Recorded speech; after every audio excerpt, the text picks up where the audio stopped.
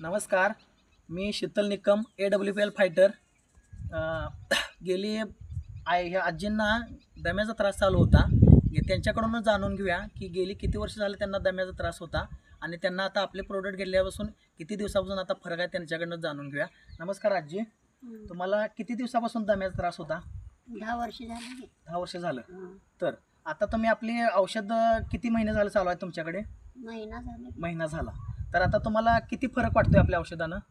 फरक पडलाय. चांगला फरक पडलाय तुम्हाला?